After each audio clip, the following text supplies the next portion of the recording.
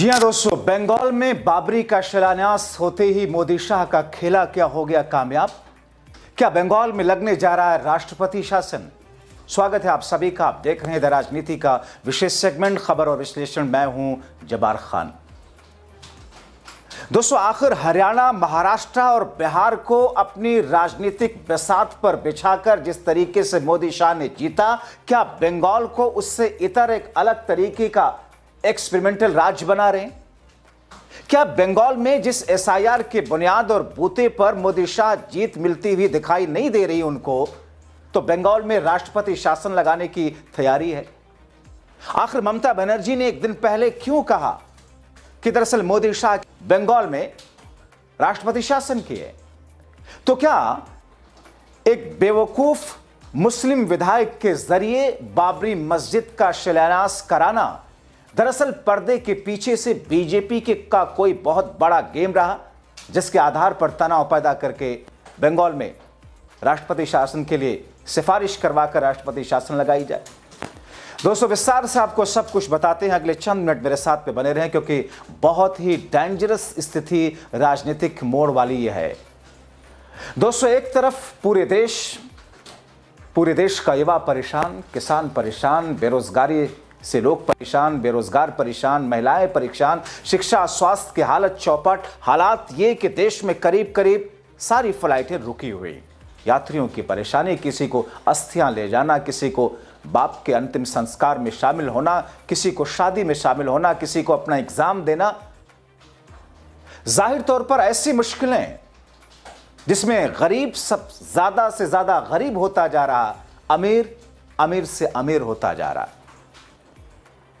मगर इन तमाम चीजों के बीच में, इन तमाम चीजों से नजरें चुराकर मोदी शाह अपने चुनावी एजेंडे को पूरा कर बंगाल समेत आने वाले राज्यों में चुनाव जीतने की एक्सरसाइज में हैं। देश में लोग परेशान हैं, मगर हिंदू मुस्लिम करने के लिए नई बिसात बिछाई जा रही है। बंगाल में तनाव बढ़ाने के लिए बाबरी मस्जिद का मुद्दा जिंदा किया जा रहा है। पहले इन्होंने ममता की टीम के एक विधायक को अंदर खाने तोड़ा और बीजेपी के इशारे पर टीएमसी के विधायक हुमायूं कबीर ने 6 दिसंबर के लिए बाबरी मस्जिद के शिलान्यास का ऐलान किया था, जो कि हो चुका है। मोदी शाह को लगा कि अब तो ममता का हर खेल हम तोड़ देंगे, बंगाल के सारे हिंदुओं को ममता के खिलाफ खड़ा करके, भड़का करके अपनी साइड कर लेंगे। मगर ममता वक्त पर समझ गई। उस हुमायूं कबीर को पार्टी से बाहर का रास्ता दिखाया, गेट आउट किया। जैसे ही ममता ने हुमायूं को बाहर किया, लोगों ने कहना शुरू किया कि बीजेपी का प्लान खुल गया, क्योंकि 5 लाख बिरयानी के पैकेट, लाखों लोगों का हुजूम, 100 करोड़ रुपयों का बजट, जिसमें 400 करोड़ रुपयों के बजट का ऐलान किया गया। हुमायूं कबीर ने बंगाल में बाबरी मस्जिद की नींव रखवा दी, जिसके लिए केंद्र सरकार की फोर्स तैनात की गई। केंद्र सरकार की फोर्स किसके अंडर आती है? केंद्र सरकार की। हाईकोर्ट को इससे आपत्ति नहीं हुई और ऐसा करने की इजाजत हाईकोर्ट ने दे दी। 6 दिसंबर को बाबरी मस्जिद का शिलान्यास कथित तौर पर मोदी शाह के इशारे पर हुमायूं कबीर ने रख दिया। क्या बिना केंद्र की मर्जी और इशारे के देश में कोई ऐसा कर सकता था? हरगिज नहीं।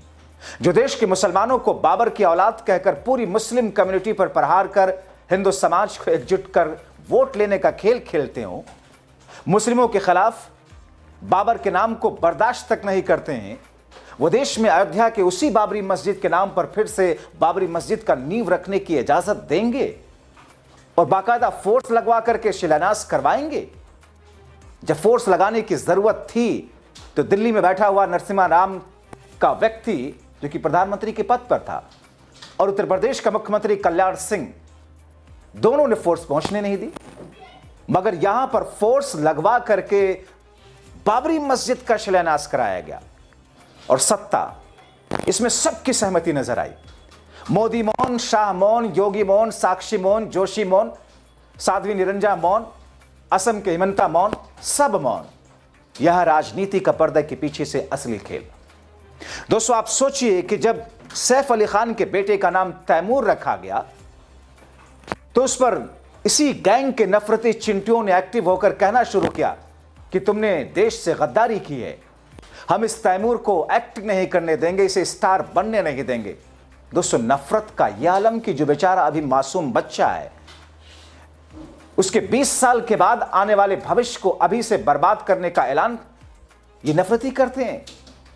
जो ये कहते हैं कि तुम्हें रामजादे की सरकार चाहिए या हरामजादे बाबर की सरकार चाहिए, उस देश में उसी बाबरी मस्जिद का शिलान्यास रखने देते, जिस बाबरी के नाम पर अयोध्या में जघन्य अपराध कर उसे मस्जिद को दशकों की कोशिश के बाद गिराकर उस मस्जिद का नामो निशान मिटाने में ये कामयाब हुए।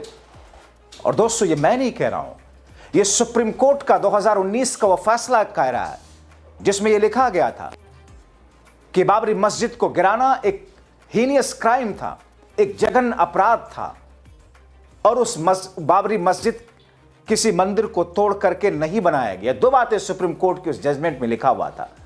ठीक है, आपने तोड़ा, आपने बना लिया, मगर जो अपराध हुआ उस अपराध के लिए सारे लोगों को माफी दे दी गई इसी देश की निचली अदालतों से, और देश के अंदर मानो ऐसा पेंट कर दिया गया कि साहब जो हुआ ये होना चाहिए था। दरअसल सारा खेल राजनीतिक माहौल गरमाने का है। सोचिए, जो मोदी शाह योगी का ब्रिगेड मस्जिदों के नीचे मंदिर ढूंढकर उन मस्जिदों को गिरवाने की कोशिश में लगातार सक्रिय दिखता हो, उनकी मंशा दिखती हो, वो फिर से बाबरी मस्जिद का शिलान्यास करने देंगे। मगर हुआ, सोचिए कि जो कहते हैं कि बाबरी मस्जिद वहां मस्जिद नहीं कलंक था, उसे ढाकर हिंदुओं ने देश के सामने देश के सम्मान को, गौरव को बढ़ाने का काम किया। जो 6 दिसंबर यानी कि बाबरी मस्जिद वाले दिन को शौर्य दिवस मनाता हो, वो गैंग 6 दिसंबर को उसी बाबरी मस्जिद के नाम पर बाबरी मस्जिद बनाने देंगे, शिलान्यास करने देंगे। मगर कराया गया शिलान्यास बाकायदा फोर्स की मौजूदगी में, ताकि हमेशा के लिए देश में फिर से एक नई बाबरी मस्जिद जिंदा हो, एक बार फिर से एक ऐसा नया मुद्दा जिंदा हो जिस मुद्दे ने दरअसल भारतीय जनता पार्टी की नींव में सीमेंट, रोड़ी, कंक्रीट, सरिया डालने का काम किया हो। सुनिए सांसद संजय सिंह का, कैसे मोदी शाह को अहंकार में डूबने वाला, तानाशाही करने वाला, उनके बगिया उतरने वाले उनकी ये चेतावनी सुनिए। कैसे उन्होंने डंके के चोट पर कहा कि बदलने दीजिए सत्ता, कैसे ये सारे के सारे लोग भाग करके बिलों में छिपेंगे। जिस दिन सत्ता परिवर्तन होगा एक भी आदमी बाहर नहीं दिखेगा। मस्जिद में मंदिर खोज रहे हैं पूरे देश के अंदर। पूरी दुनिया जब आगे बढ़ रही है विकास की ओर, तो आप देश में नफरत फैलाने में लगे हुए हैं। ये दोहरी नीति नहीं चलेगी।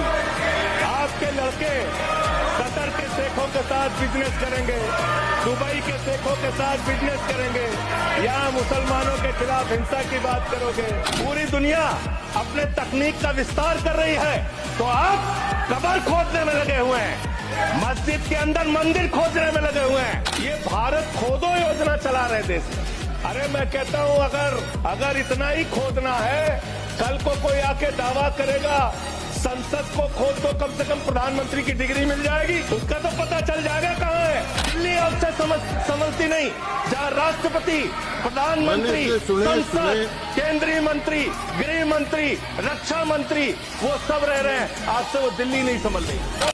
मगर दोस्तों, मोदी शाह योगी सबके एजेंडे को मीडिया कैसे आगे बढ़ाता है आपने देखा, और आप देख रहे हैं कैसे डर के मारे या पैसों के लालच में या फिर main stream media Modi Shah के कारण खुद सांप्रदायिक हो गया।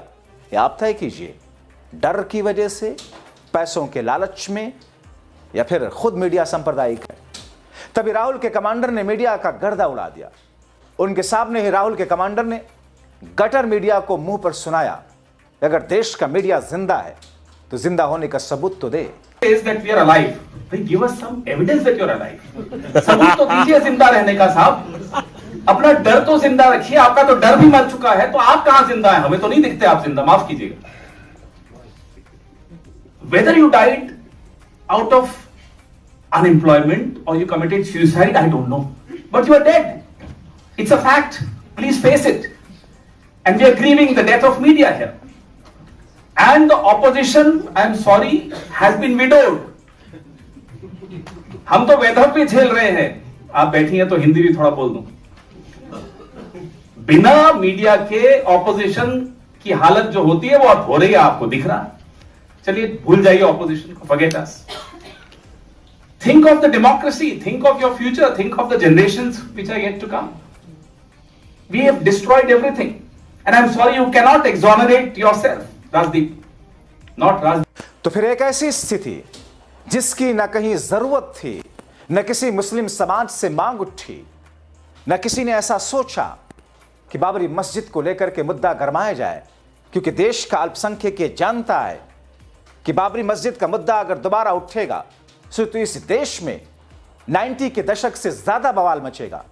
इसलिए मुस्लिम समाज उसे भूल गया, मगर एक बार फिर से साजिश और षड्यंत्र के जरिए इस मुद्दे को दोबारा से खड़ा किया गया है, एक नया अयोध्या बनाया गया है। इसीलिए मैं कहता हूं, जागरूक रहें, अपनी राय जरूर लिखें।